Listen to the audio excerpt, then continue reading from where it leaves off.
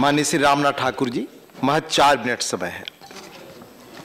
माननीय उपसभापति महोदय, मैं आपका बहुत बहुत आभारी हूं कि आपने मुझे निःशुल्क अनिवार्य बाल शिक्षा का अधिकार संशोधन विधेयक पर 2018 पर बोलने का अवसर दिया। श्रीमान, निःशुल्क और अनिवार्य शिक्षा का अधिकार अधिनियम 2009 में यह प्रावधान किया गया था कि प्रारंभिक शिक्षा अर्थात वर्ग 1 से 8 तक में किसी बच्चे को उनकी प्रारंभिक शिक्षा पूरी होने तक किसी वर्ग में नहीं रोका जाएगा, विशेषकर वर्ग 5 और 8 में, अर्थात इन 2 वर्गों में कोई बच्चा फेल नहीं होगा।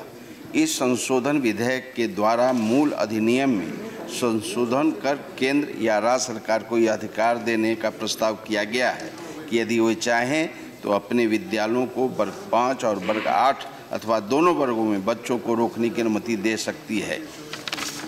महोदय,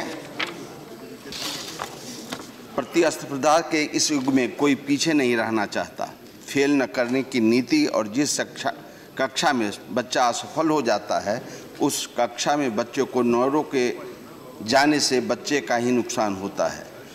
बच्चा पढ़ाई में कमज़ोर रह जाता है और अगली कक्षा में चला जाता है। तत्पश्चात अगली कक्षा में फिर वही स्थिति रहती है। नतीजन बच्चा कमज़ोर ही रह जाता है और जब वह किसी तरह पढ़ाई पूरी कर लेता है तो वह रोजगार पाने योग्य नहीं रहता। महोदय, कमज़ोर बुनियाद पर मजबूत किले नहीं बनाए जा सकते।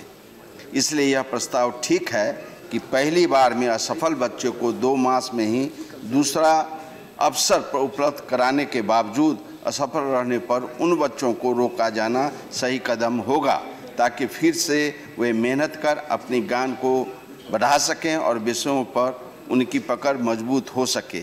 इस क्रम में यह अवश्य ध्यान रहे कि यह बच्चों में किसी तरह के भय, तनाव या अवसाद का माहौल न बना सके, बच्चों पर कोई मनोवैज्ञानिक दबाव न क्रिएट हो। मैं इस संशोधन विधेयक का समर्थन करता हूँ। धन्यवाद माननीय रामनाथ ठाकुर जी।